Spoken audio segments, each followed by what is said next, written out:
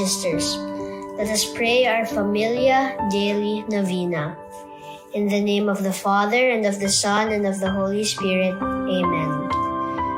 I believe that God loves me, and it is His will to bless my life abundantly today. I open myself today to His transforming work through His word and His action in my life. God loves my family, and it is His will to bless them. I offer myself today for God to love and bless my family through me. And because we are blessed, we are blessing our neighbors that God puts in our path today. Amen.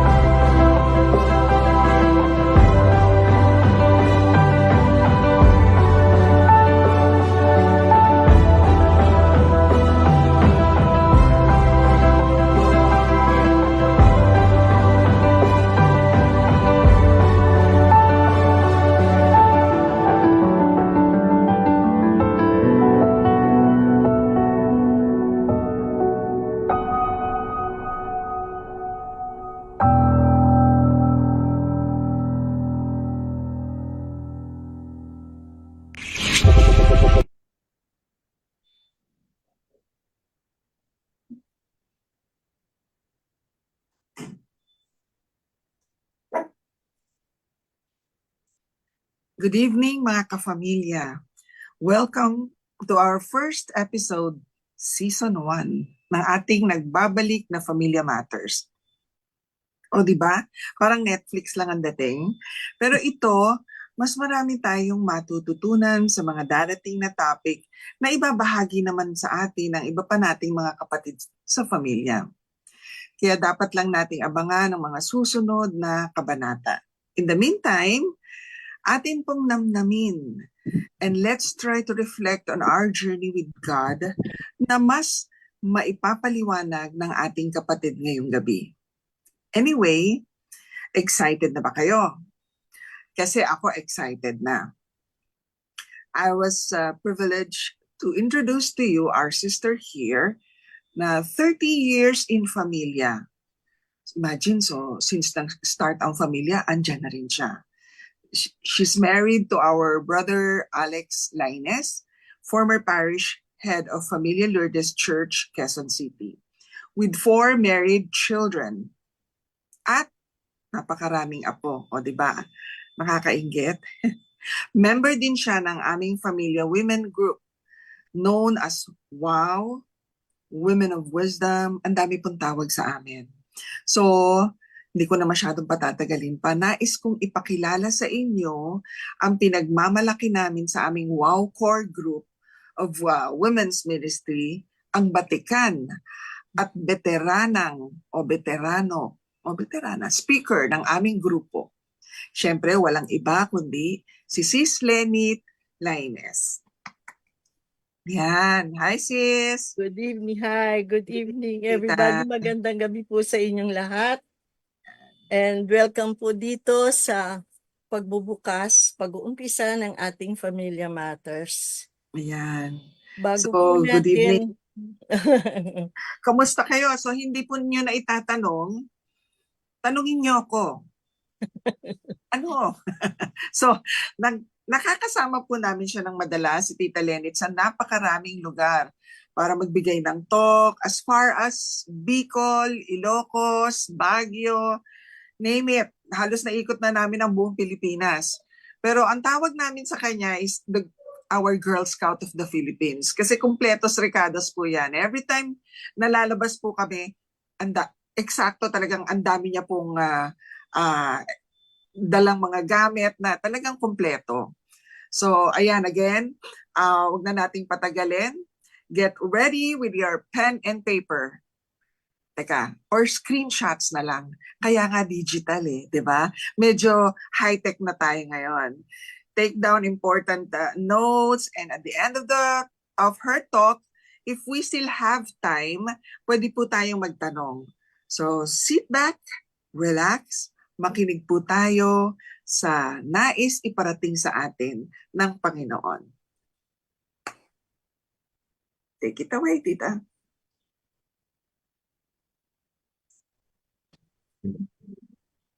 Okay.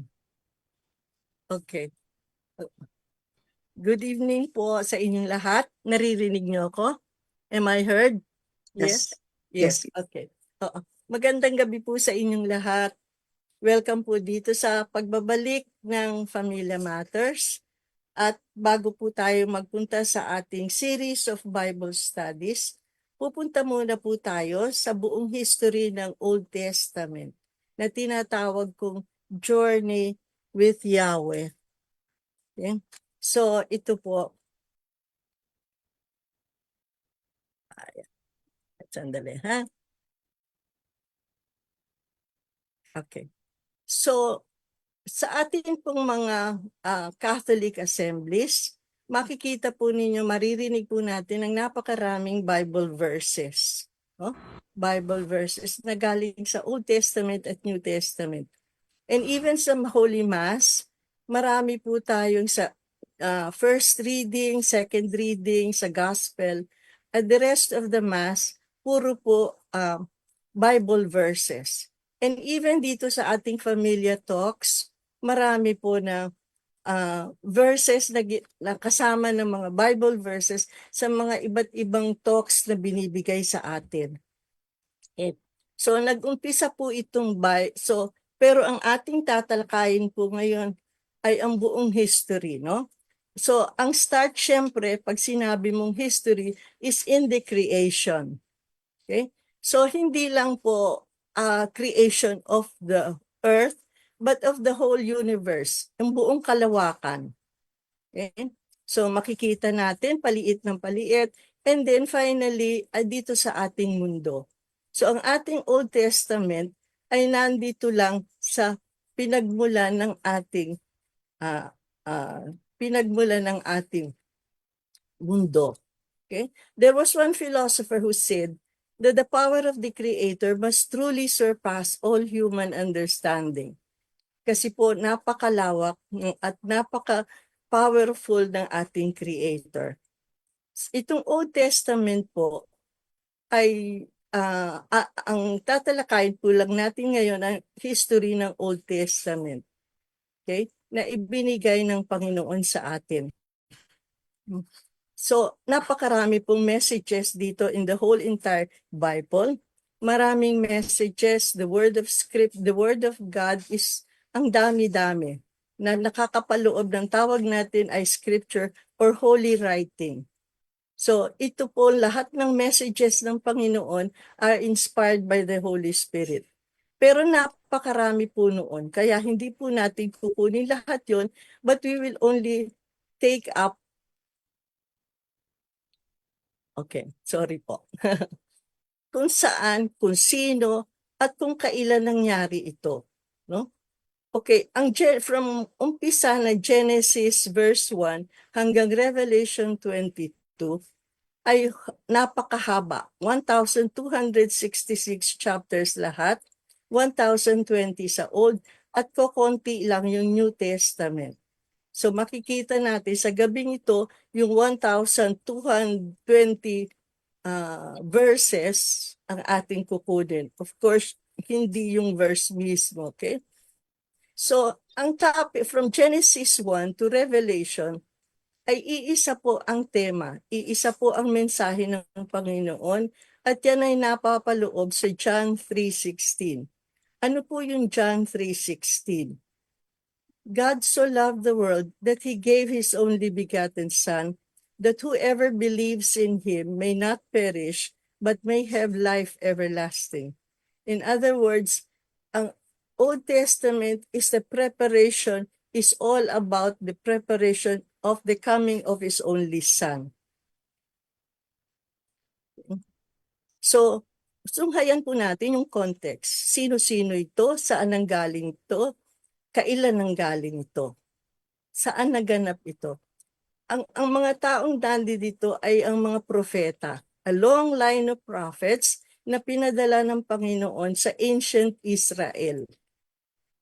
Napakarami po nila, and mostly from Adam, and sa napakarami, the numerous prophets na sinabihan niya ng kanyang mga messages para sa mga tao to prophesy his messages, the coming of his son. Saan po nangyari ito? Nangyari po ito sa isang napakaliit na bansa na Israel. Okay? Na ngayon ay napapaligiran ng mga maraming bansa na nakikita natin napakagulo ngayon, ano? Na maraming nangyayari. At nakita nila na itong Israel na ito ay napapagitnaan ng 3 continents, Europe, Asia, and Africa. Noong unang panahon, ang tawag dito ay Canaan. Okay? On the left side is the Great Sea, na ngayon ay Mediterranean Sea, at sa kanan ay ang Mesopotamia, at sa ibaba ay Egypt. Ngayon po, ito ay Mediterranean Sea. So, at ang Canaan ay ngayon ay Israel, bansang Israel. So, kailan nangyari ito? It is estimated from Adam to to Abraham is something like 2,000 years. And then from 2,000 years, another 2,000 years came by until dumating si Jesus. So lahat po yun ay before Christ or BC, at nang dumating si Jesus ay AD or Anno Domini or the year of the Lord. Okay? So sa nagdaang panahon, lahat yun ay binigyan, kinausap ni Yahweh. Kinausap niya ang mga taong nandun, all in preparation for the coming of His Son. So, doon sa Genesis, alam natin kung ano nangyari doon.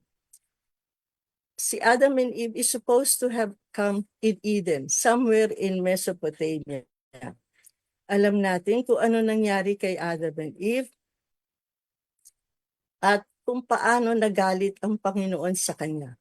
Nag-away ang kanyang 2 anak, nagpatayan, and then another son came in, si Seth. We will go back to Seth later on. So, naging pasaway yung mga descendants ni Seth. At nagalit ang Panginoon at ginunaw ang mundo. Okay? So, ang kanyang sinalba ay Noah lang. Okay? So, namatay lahat ng tao, and then si Noah came back, dumami si Noah, at naging pasaway again yung mga tao. So, ang ginawa nila, ang sabi ng mga tao, gagawa kami ng tower na hindi na kami malulunod. Okay, little did they know that the following day, magugunaw ang kanilang tore or the Tower of Babel. Nag-iba-iba ang kanilang salita at napunta sila sa iba't ibang parte ng mundo kasi hindi na sila magkaintindihan. Nagunaw yung kanilang tower. Okay? So dumating ang patriarchs 2,000 years after Adam and Eve. At ano nangyari? Sino-sino ito? Nagsimula kay Abraham. Si Abraham ay somewhere in Mesopotamia. Kinausap siya ng Panginoon at sinabi sa kanyang pumunta sa Canaan, which is a promised land. At ang kanyang mga tao ay tinatawag na chosen people. So again, naging pasaway yung mga tao ng mga descendants ni Abraham. At isa dito ay kaya ginunaw niya yung Sodom and Gomorrah. Nakiusap si Abraham sa Panginoon na iligtas ang kanyang pamangkin na si Lot. And true enough, naligtas si Lot. So, dumating si Abraham at lumaki ang isang anak niya inano ng Panginoon na patayin yung kanyang anak na si Isaac. Nang malapit nang sumunod si Abraham, itinigil ng Panginoon. So, ang anak ni Isaac ay si Jacob. Si Jacob ay may 12 anak.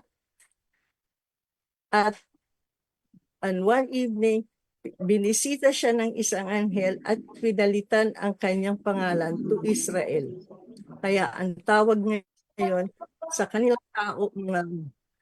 tao ay Israelites. Ang kanilang relihiyon ay Judaism at ang mga tawag sa mga tao noon ay Hudyo, the Jews, or Hebrews, or Israelites, or the people of God.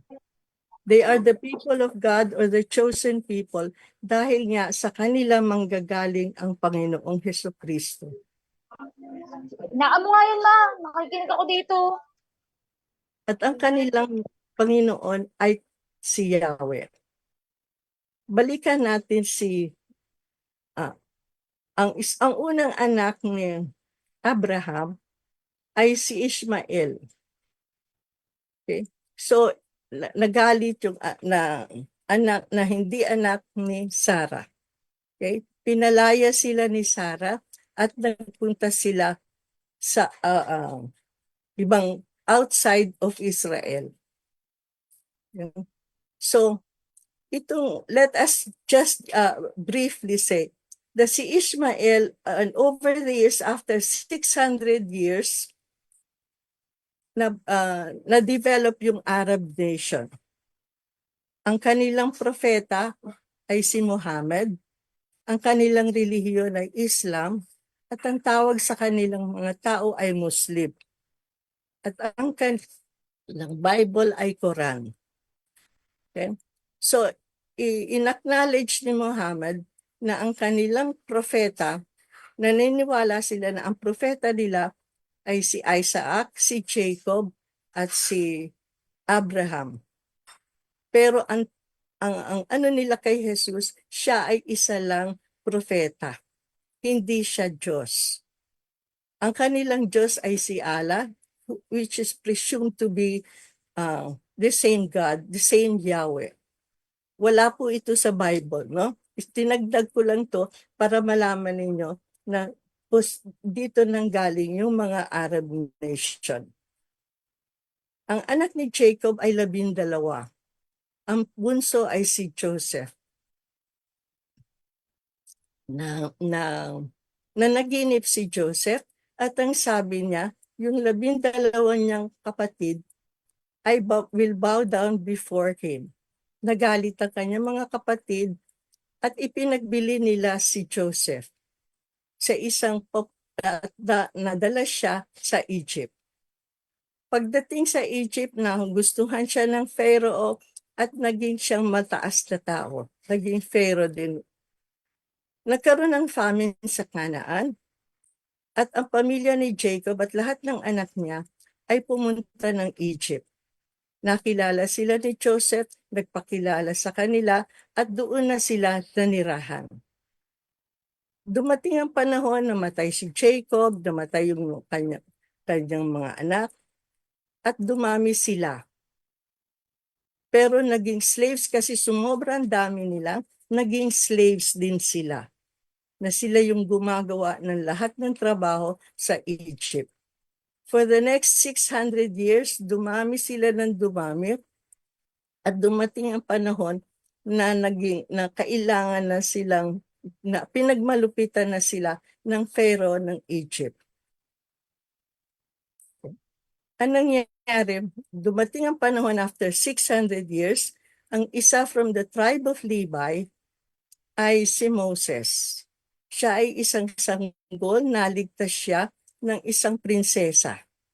Kaya hindi siya napatay because dumadami sila, gusto nilang mapatay lahat ng mga lalaki para hindi na dumami ng dumami itong mga Israelites. Okay? Nung tumanda si Moses, nakita niya yung burning bush. Pero nung mawala yung apoy, hindi nasunog yung bush. Kinausap siya ni Yahweh. At ang sabi sa kanya, ilabas na lang niya yung mga Israelites at ibalik na lang niya sa Mesopotamia, sa Canaan. And so yun nga ang ginawa ni Moses, pero hinabol sila ng mga Israelites. At upang makaligtas sila, upang hindi sila mahabol ng mga Israelites, ipinadala ng Panginoon yung 10 plagues. Sari-sari ito, mga locust, yung tubig, naging dugo, and then mga flies, at kung ano-ano, 10 plagues. And finally, nung makalabas sila ng Red Sea, ay nag-celebrate sila. At ito yung sineselebrate nila, yung Passover or the Feast of Unleavened Bread. So nagtuloy sila sa kanilang biyahe papuntang Canaan, back to Canaan. So tumawid sila ng Red Sea, nakarating sila at tinahak nila yung buong Sinai Peninsula at ito yung ruta ng Exodus.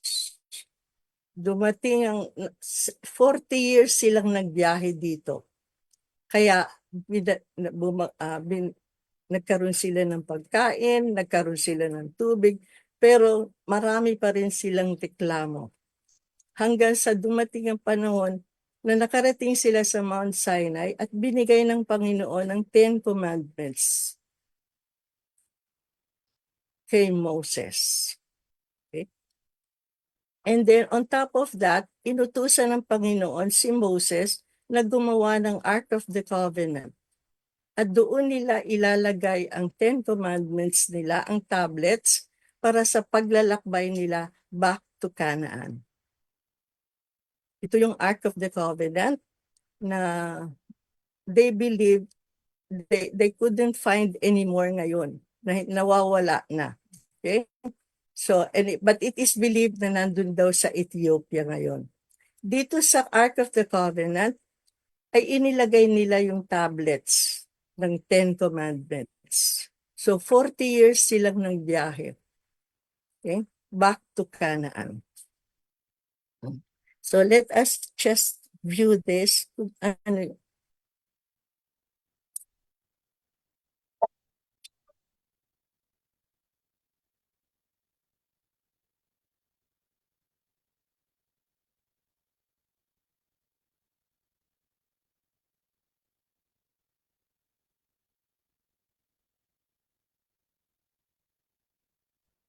What is mine? God gave this land to me. This brave and ancient land to me. And when the sun reveals her hues and flame, Then I see a land where children can run free. So I walk this land with me and walk this land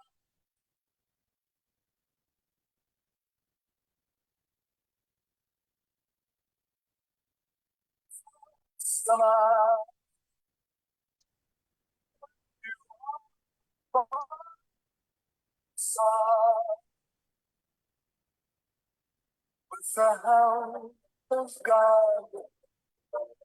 I know I can be strong.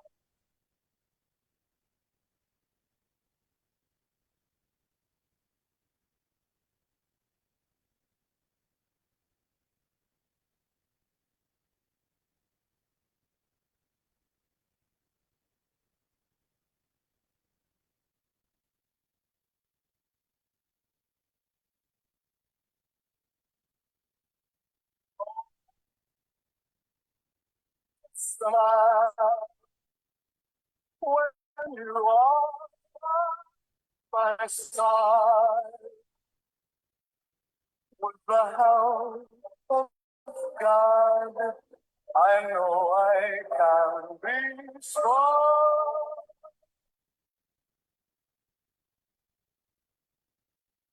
Slam our home. If I must fight, make this land our own. Until our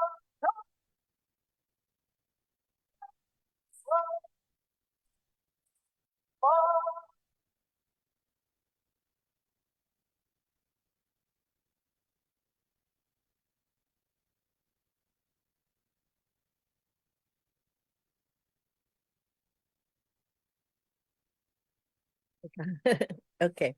So, we're back into historical books. Tinatawag na historical books. 9 books ito. Okay?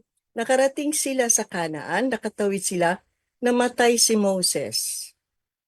At ipinagbili niya kay Joshua, yung kanyang mga tao, na 40,000 yata sila. Okay? So, nakapasok sila na hanggang pintuan lang sa Kanaan because remember, 600 years na ang nakaraan. So, iba na yung tao dun sa Kanaan. So, meron ng walls na ang tawag ay Jericho. Okay? So, ang ginawa nila para makapasok sila, makabalik sila sa Kanaan, inilibot nila yung, dala-dala nila yung Ark of the Covenant, at nilibutan nila, nagdasal sila for 1 week. And after the end of 1 week, nagiba yung walls of Jericho. Nakapasok sila sa loob ng Jericho, sa loob ng Kanaan, at ipinamahagi ni Joshua to the 12 tribes itong Israel. Dito nanggaling si Moses, dito sa 12 tribes, from the tribe of Levi. Si Jesus came from the tribe of Judah, and si Paul came from the tribe of Benjamin. So lahat ng figures natin sa Bible ay manggagaling dito sa 12 tribes of Canaan. Okay? So, ang tawag dito, the next chapters are judges, yung mga leaders. Ang judges are not hukom. The judges are military leaders na lumalaban dun sa mga tao dun sa loob. Hindi kasi nga, ang tagal-tagal nilang nawala, iba na ang tao dito, so napakadaming pinag-awayan sila. So, ito yung mga Israelites na nasa loob. Ang pinag-aawayan nila are generally the fertile lands. At kung matalo ka, ay doon ka sa bundok. So, ang leader nila, isa sa very famous, matapang na military leader nila ay si Samson. So lahat ng giyera napapanalo ni Samson.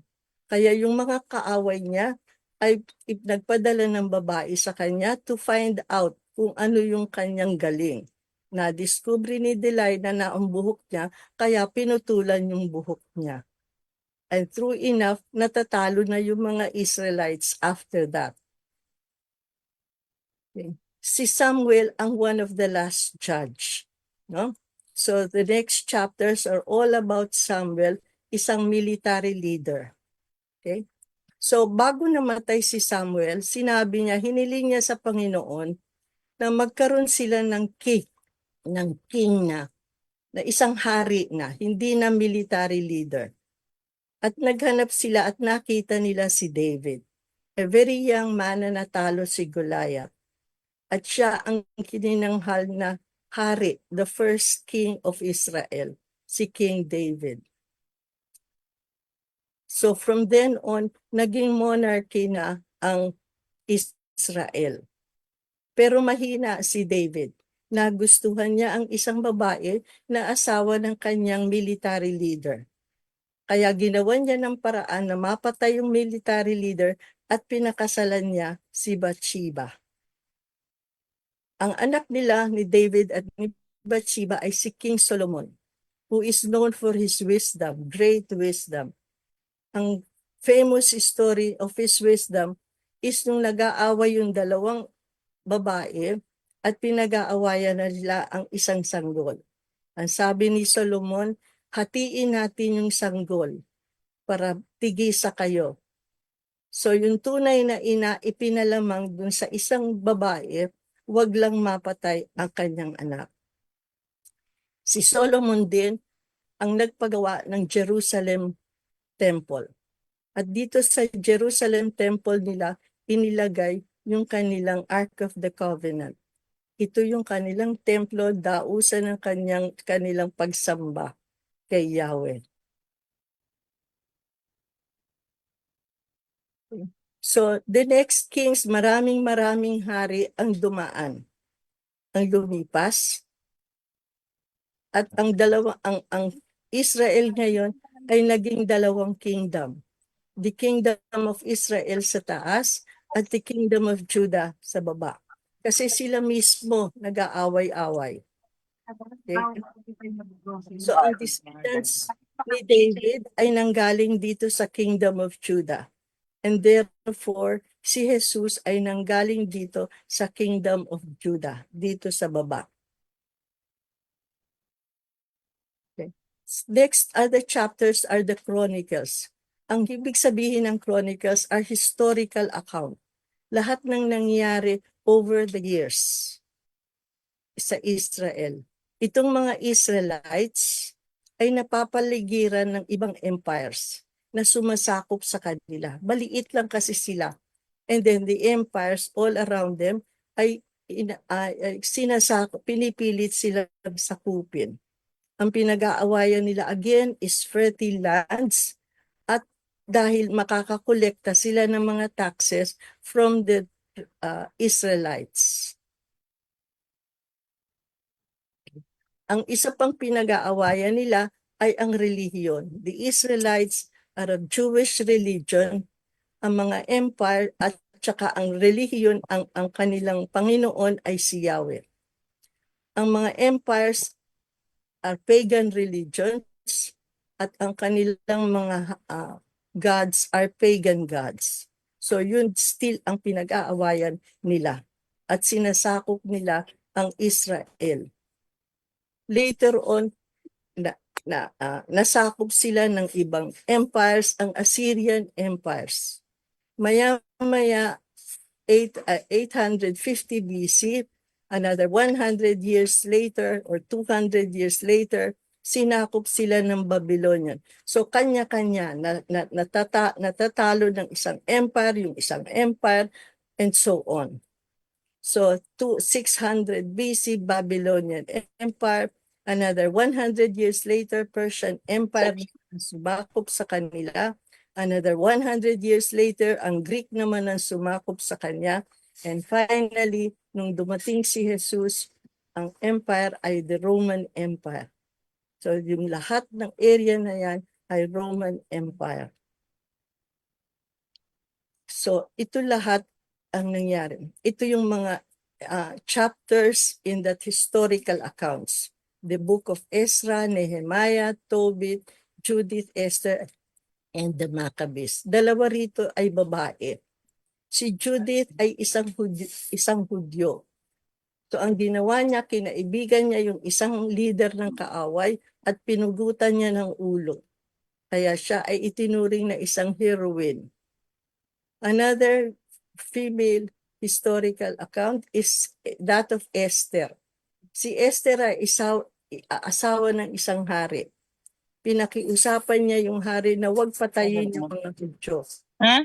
And again, naging heroine siya. Nilagay. Pumasok. The next chapters are wisdom books. Ito yung magagandang libro, no?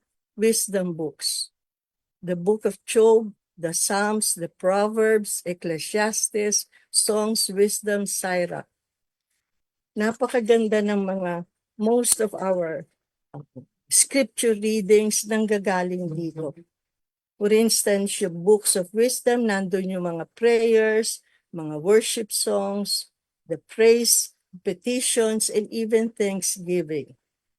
Yung book, maganda itong kay Sirach, no?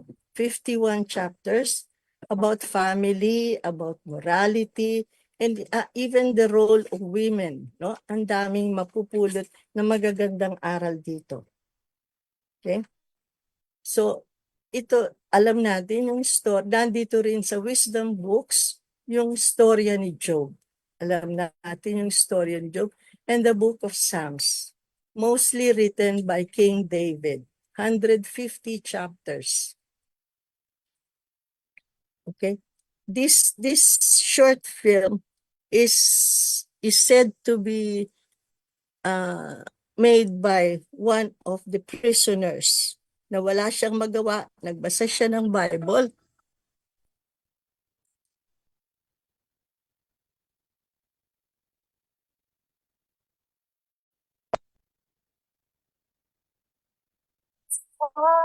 The same on shifting sand. It's hard to show the silence of empty. Can't be seen. Don't reach for help.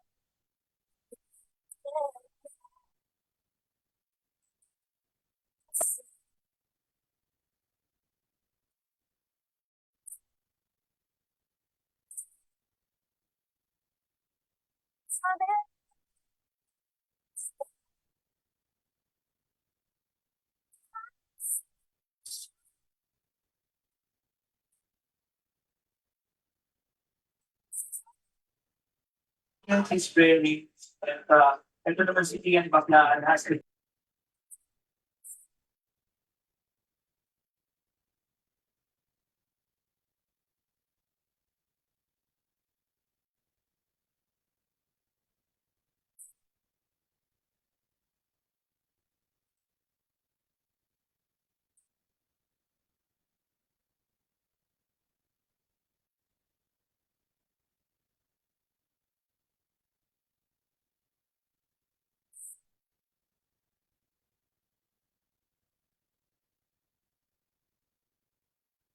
So yan. So ang ating pagtitiwala ay nasa sa Panginoon lang. That is supposed to be parang ni-research to ng isang nasa bilibid according to the story. Okay? So the next chapters are the wisdom books, the Proverbs, the Ecclesiastes, the Songs, no? Book of Songs, mainly by King David, I think, wisdom books, Sirach, and so on. No? So, then we come to the prophetic books. 18 books ito. Tatlo dito ay the major prophets, si Isaiah, si Jeremiah, at si Ezekiel. Dahil sila yung pinakamaraming chapters. In other words, lahat ito ay mga sinabi, mga messages ng Panginoon. So it seems si Yahweh ay binigyan ng pinakamaraming messages si Isaiah, si Jeremiah, at si Ezekiel. So itong mga prophets na ito ay hindi sabay-sabay nagdatingan. All throughout from Samuel up to 1000 BC up to the pagdating ni Jesus ay dumarating almost every 100 years. So iba-ibang panahon sila nagdatingan.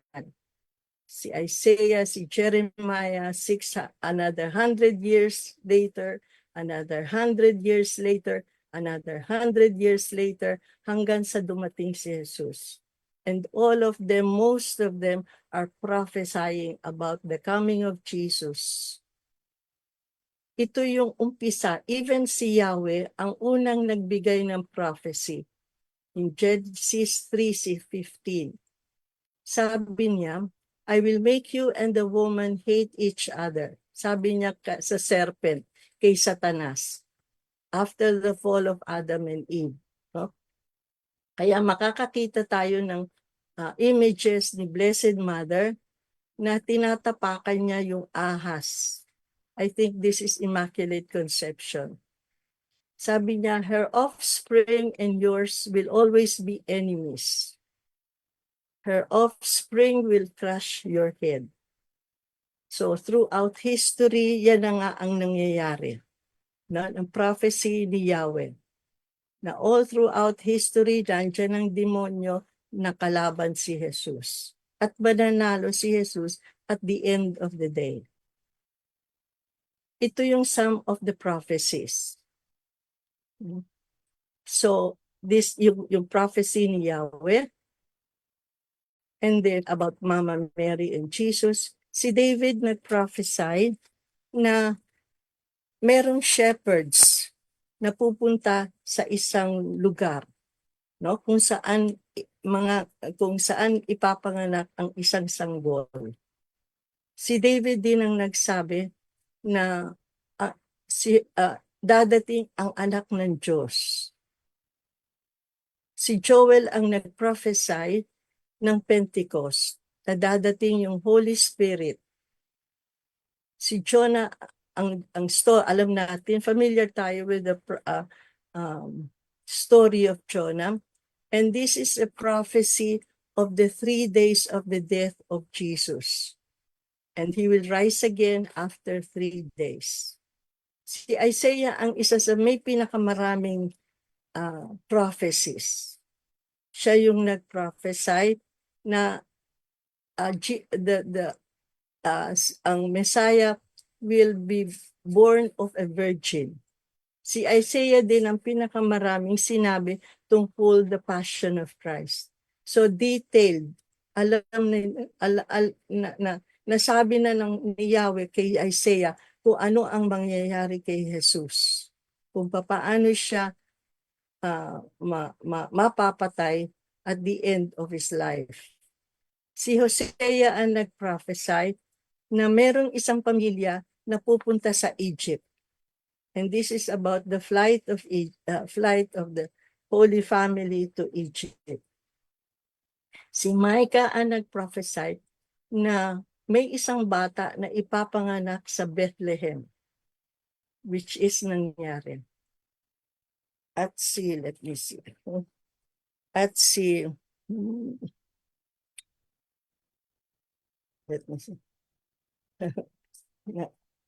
Si Malachi, okay. Si Malachi ang nag-prophesy. So finally, si Malachi ang nag-prophesy na magpapadala, na babalik si Isaiah in preparation for the coming of the Messiah. No? And that is John the Baptist. And finally, dumating si Jesus. So lahat ng prophecies nila ay natupad, ay nagkatotoo.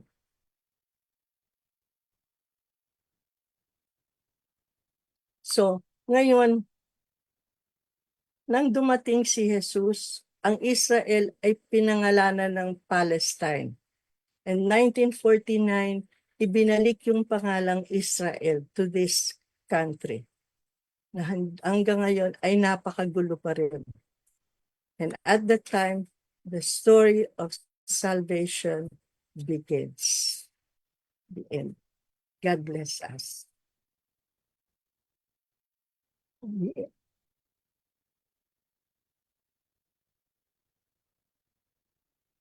The end.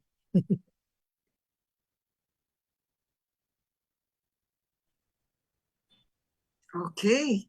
Ayan. So, natunghayan po natin ang napakagandang talk ni Sis Lenit about journeying with God. Am I okay? I mean, nakikita niyo ako? Nag-move ba ako? Hello, everyone? Kasi parang naka-freeze ako dito ngayon. Yes po. You're okay, tita. You're okay. I'm okay. Okay, thank you. Sa akin, sa ano ko, para ako naka-freeze. So anyway, again, thank you, Sis Lenit, for that wonderful talk about journeying with God. At sa totoo lang po, ilang beses ko na narinig to. But every time na marinig ko to, ang dami ko pa rin natututunan. And I'm sure marami rin po kayong natutunan. So, meron po ba tayong mga katanungan? Kay Sis Lenit, baka meron kayong during the story na ginagawa ni Sis Lenit merong nag-struck sa inyo, ganyan, baka meron kayong gustong tanungin sa kanya. So just let us know. In the meantime, habang nag-iisip kayo, I want to ask something, Sis Lenit. You said you have this Bible study I think every Wednesday yata, no? With the Familia Lourdes, no? Or, paano nag-start po yung Bible study niyo sa Familia Lourdes? Actually, we started shortly before the pandemic, no? Face-to-face kami, a small group, no? A small group of us na nakikita kami sa Lourdes Church every week, once a week. At ang topic namin is usually, ang aming pagtalakay ng Bible study is usually verse by verse. So, yes, verse by verse and then one chapter for 1 week. So, every week, one chapter and then pinag-uusapan namin ang bawat verse. And then, about March of that, about 2 months after of March, nag-pandemic, so nag-online na ako at ginawa ko na lang PowerPoint. And mas maganda kasi nandun lahat ng mga storya, nakita nila yung mga storya na in PowerPoint. And from then on, hindi na kami tumigil.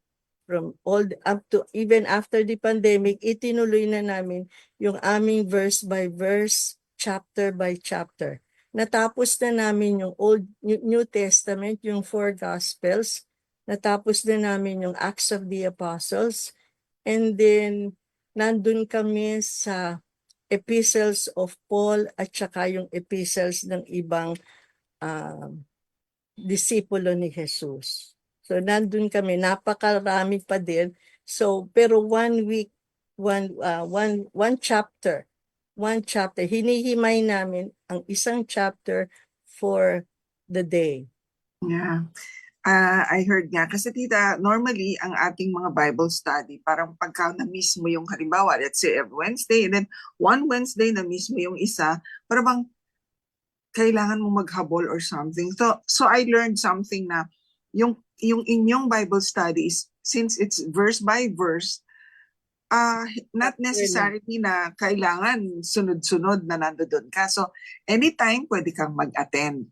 Like ako, sabi ko nga gusto kong mag-join sa inyo kasi alam ko marami pa akong kailangang malaman sa Biblia. Like ngayon, na-amaze ako tita, sobrang yung mga pinaliwanag nyo, as I've said, ilang beses ko na to narinig, and yet, ang dami ko pa rin natututunan. Yun. So, may mga questions po tayo. Anyone? So, nakakatuwa po yung ating mga mga ano dito, mga comments. They have been blessed daw, tita, sa inyong talk and excellent presentation. Covered the whole Old Testament. Thank you, Mercy, Sis Mercy. Thank you rin, brother, si Sam. They have been blessed daw. So, nakakatuwa. Very much appreciated po. Ang ganda ng presentation. Maraming salamat po. I agree with Sis Fox. Oh, diba, tita? So, may mga question pa po ba tayo? We still have time. May mga tanong po ba? Any advice po on how to cultivate the discipline of Bible study? Yan, tita. That's a question. Any advice on how to cultivate the discipline of Bible study? Hindi. Actually, let me see. Iba-iba naman yung topic ko every week. Anybody can join us, no? And kasi online naman to, na whoever wants to join us, kasi hindi sila nawawala. Kasi every time, tinatapos namin yung isang chapter, one chapter lang kami for one evening. Pagkatapos, sharing na, no?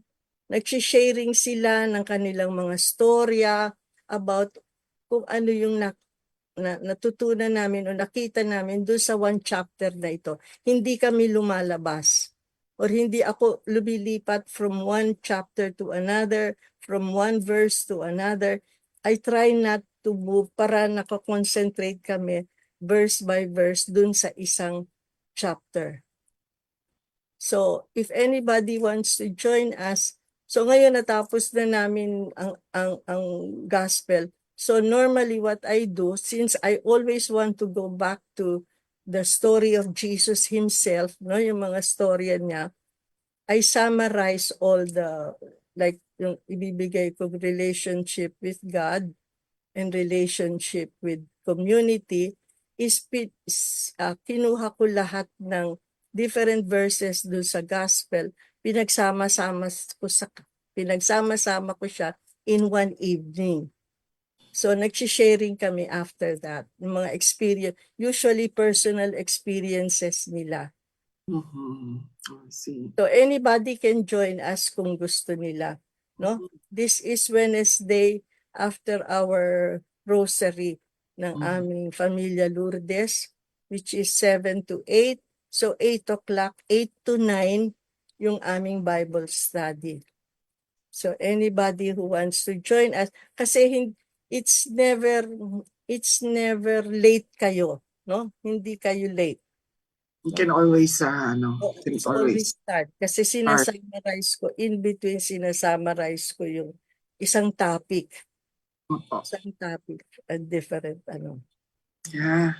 Just let me Ayan, narinig niyo po. Lahat tayo pwedeng mag-join. If you want to join the Bible study, it's never too late. We can always start. Okay, follow-up question po, tita. How to cultivate the discipline po? Paano natin ma-cultivate o pagiging disiplina sa pagbabasa ng Biblia?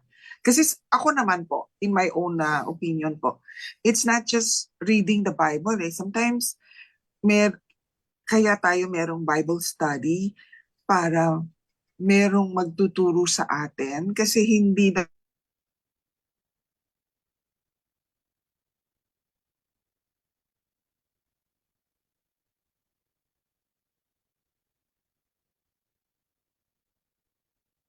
ang dami na palang ibig sabihin nun. Ang dami ng Kasi yun ang puda sa ating mga Katoliko, no? I have been reading this over and over again na yung mga Katoliko hindi nagbabasa ng Bible, no? So I just thought of that. guilty po. Yun ang naisip ko na talagang himay-himayin verse by verse kada isang chapter. And I'm really surprised kasi lalo na dun sa epistles of Paul, ang hirap-hirap intindihin, no? ang hirap intindihan, tsaka yung the other epistles, napakahirap intindihan. But siguro sabi ko lagi doon sa grupo ko, siguro inspired by the inspiration of the Holy Spirit na yun, na nabubuo namin yung isang chapter for 1 hour. Naiintindihan namin yung buong chapter, hindi kami lumalabas outside of that chapter. Okay, another question, Tita. Another question. So, pwede pa, no?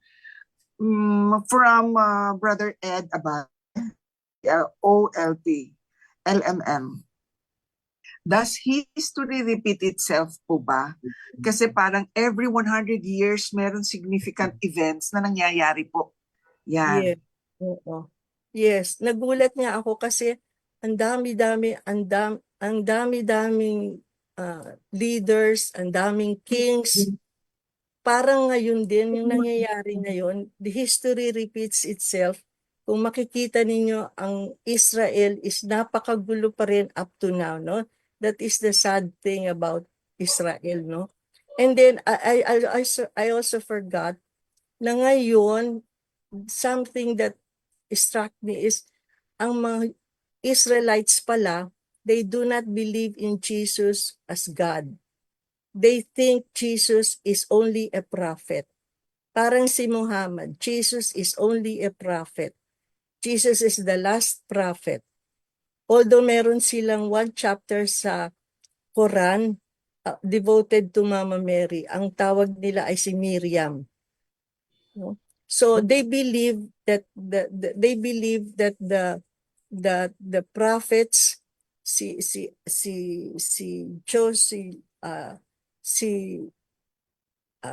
Abraham, si Jacob, si Isaac, yun ay mga prophets. And Jesus is the last prophet. So up to this very day, ang tingin ng mga Hudyo, si Jesus is only a prophet. But there is one in YouTube na One for Israel na ang dami na nilang unti-unti nako-convert na nila yung mga Hudyo. Pag ini-interview nila yung mga Hudyo ngayon, I never heard of Jesus, sabi nilang ganon. Parang ganon, hindi siya. And sa Israel, only a very small percentage are Catholics, are Christians. Majority are Muslims now and other religions. No? Okay, so again, another question. Ilang questions pa po tayo po pwede? Meron pa tayong isa pa, Tita. What is the difference between Bible verse interpretation? This is coming from our sister Glora Fon dito sa LMM. So what is the difference between Bible verse interpretation and Bible verse reflection, which is the better approach for Bible study? Bible verse, again, Bible verse. Bible verse interpretation and Bible verse reflection, which is better to approach, or which is the better approach for Bible study po? Actually, kasi I am not a theologian, I am not a philosopher, ganyan. Pero based on mga sa narinig ko sa mga pare, sa mga na you can interpret the Bible. It's pagka yung buhay mo is on religious pag ang buhay mo, or you grow up really deep into your Catholic religion, madali mo nang mai-interpret. Every day naririnig mo yung sinasabi na sa mga homilies ng mga pare. It is easy for you to put together on how to interpret the Bible verse. No? Hindi ka malalayo, hindi ka maliligaw. Hindi ka maliligaw. Maliligaw ka lang siguro kung bago kang Katoliko. But if all your life you have been a Catholic, you have been to Mass, naririnig mo yung first reading, second reading, and Gospels every day, kahit nung pandemic, mas lalong lumalim pa kasi ang dami-daming pari mong narinig. Ganon. Sa mga, parang madali na to interpret, no? Mhm. Madali na to understand kung saan nanggagaling yung mga verses na ito. Mhm. Yung ganun. Yeah, Hindi ka na okay. maliligaw. It's just a matter of reading them and understanding them and applying them to your daily lives. So I guess nasagot ba yung tanong mo, Sis Glo? Anyway, um, meron pa ba tayong mga questions? Meron pa tayong mga, do we still have time? Alam mo, Tita Sis Lenit, ang dami-dami kong tanong sa totoo lang po ako, no? Pwede tayo mag one-on-one sa susunod na lang. Pag tayong apat. Pero ibig sabihin, ang Tama dami po ako, talaga. sis po. Oh, okay, sis. Tama ako, sis po. Oo, sama ka. Really, I want po ang ganda ng illustrations. Kasi, can I speak for, sandali lang. Sige, go. Nagkaroon po kasi kami ng time to go to Holy Land. Nung dinala kami doon sa mga ribulto paraon, sabi ko, I did not understand. Sabi ko, ano ba to connection nito? Although we are mass goers po talaga, hindi ko maintindihan. Now, it's very clear to me now. Ngayon, siyempre po, yung born 60s, hindi teki. Ako yung may notebook nagsususulat. Sabi ni Toti, man-review mo naman, but gusto ko talagang ma-follow yun eh. Take ng picture. And magre-review ako. Yun lang po. Salamat po, tita. Thank you. Thank you so much, Sis Angie. Thank you po. Wow, kita mo naman, tita. Wow. Ako po ang student. Yeah, you can Nag-enroll always ako. join. We can actually join kung gusto po natin Yes. mag-join para mas matutunan pa natin kasi talagang kulang na kulang po talaga tayo sa kaalaman pagdating dito sa Biblia. And thank you so much, Sis Lenit, kasi nabigyan mo kami ng maraming kaalaman para dito sa ating Bible journey. Ako With din God. personally, na I was privileged to go to Israel 2023, shortly before nagkagulo dun sa Gaza.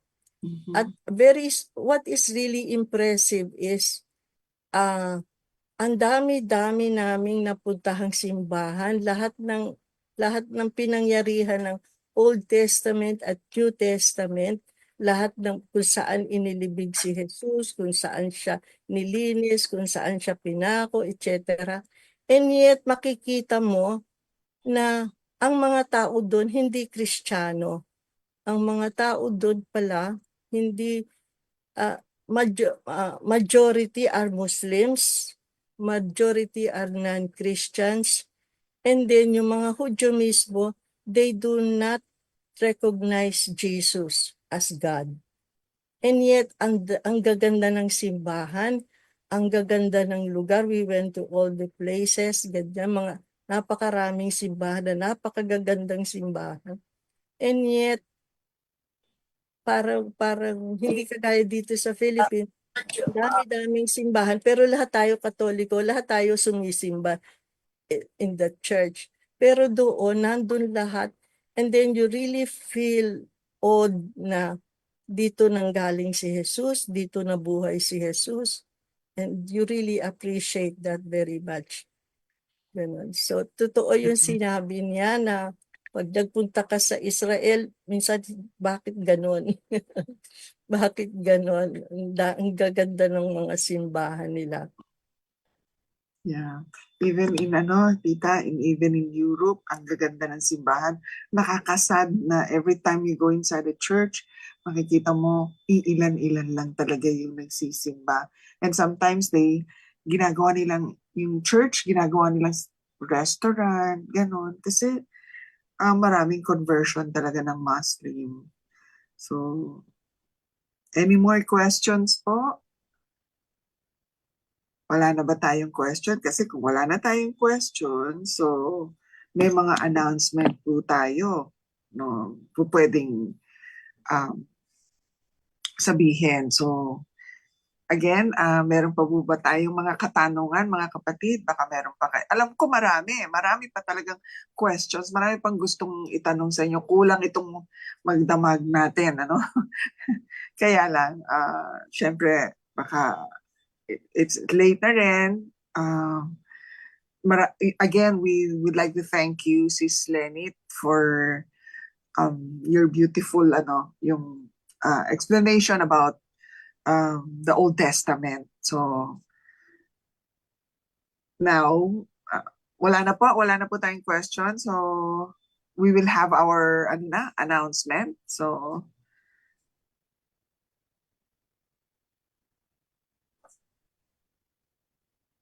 okay na? Or Brother Bong? We will have our... Pwede niyo na po yan. Okay, so we will have our announcement. So mga kapatid, baka nabitin kayo sa ating episode ngayon, ano? So don't worry kasi meron pa tayong ibang episodes na gagawin kada buwan. So dapat abangan niyo yung mga yon, kapatid, no? So ito po ang schedule ng Familia Matters Digital for the month of April. So sa April 12 po, that would be next Saturday, 8 p.m., we have Biblical Parenting hosted by Familia Cagayan de Oro. Don't miss that, ha? So, very interesting tong ating mga tawag dito, Familia Matters. Next is April 26, 8 a.m. Umaga po. Yung April 12, 8 p.m., yung April 26, 8 a.m., sa Rice Recollection. Rice as in R-I-S-E. Hindi rice. Hindi yung kanin, ha? Rice Recollection. Nasa Santa Maria Goretti Parish gaganapin. So, please do support all our Familia Matters digital programs. So, mga kapatid, again, kita-kits tayo sa mga susunod na Sabado, 8 p.m. dito po. Dito pa rin sa Familia Matters Facebook, i-update po namin kayo para naman sa magagandang topic na tungkol sa biblical parenting. Okay? So, now we will have our closing prayer, right? So, I will ask everyone to put yourself in the presence of the Lord. In the name of the Father, and of the Son, and of the Holy Spirit. Amen. Almighty God, we started this meeting with you and we are closing it with you. Thank you for making this meeting a success. Thank you sa lahat ng bumubuo nitong Familia Matters, sa digital group headed by Bong Gorospe, Marlo, Lawrence, at sa lahat po sa kanila. We would not have done it without you because many are our plans, but it is you who establishes them. May the things we have learned today stir our hearts and may we put them into action. Muli po sa susunod na linggo, naway mas maipalaganap pa namin ng mas dobling ganap ang gawain mo sa aming mga kapatid sa pamilya, sa aming mga kaibigan, sa kapitbahay, at sa lahat ng makakasalamuha namin sa araw-araw. Maghari ka po, Panginoon, sa amin. Salamat. Thank you, Lord. Glory be to the Father, and to the Son, and to the Holy Spirit, as it was in the beginning, now never shall be, Lord, without ending. Mga kapatid, hanggang dito na po muna Tapos tayo. na. Ako pala, Babay si na kayo, Tita babay Flor na. Babay na, tapos na. at si Tita Lenit. Hello. Yes. Thank you then. Okay. This is Familia Matters Digital, our family life and mission. God bless everyone. Many suns and moons ago, who would ever guess how big we've grown now, bigger than before. When times are rough and fierce is blue, hand in hand we power through. We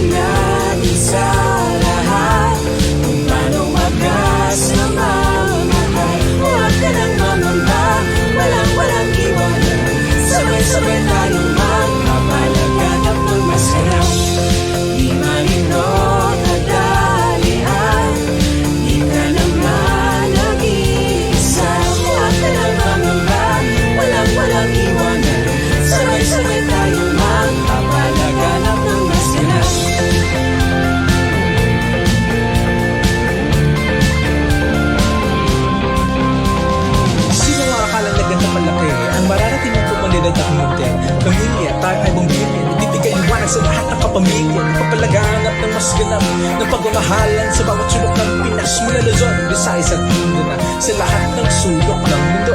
Magbibigay ng tulong sa mga mamayan, sama-sama tataguyod ng kinabukasan, mapayapa at malaya para sa kabataan, para sa kanyang ngalan, Diyos ay taasan. Hindi susuko, hindi maglalaho, kapit kamay, kasama ang lahat, tayo magpapalaganap na sabay-sabay. Pakita natin sa lahat kung paano wagas ng magmahal. Buwatan ng mangamba, walang iwanan, sabay-sabay tayo magpapalaganap ng masarap. Di man ito kadalian, di ka naman nag-iisa. Buwatan ng mangamba, walang iwanan, sabay-sabay tayo magpapalaganap ng masarap. Sabay-sabay tayo magpapalaganap ng masarap.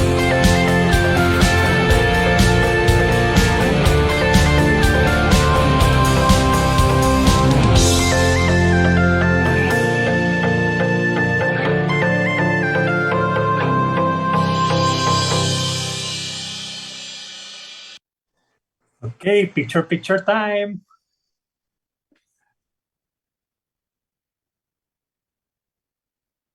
Okay, Brother Marl, pwede ikaw mag-picture.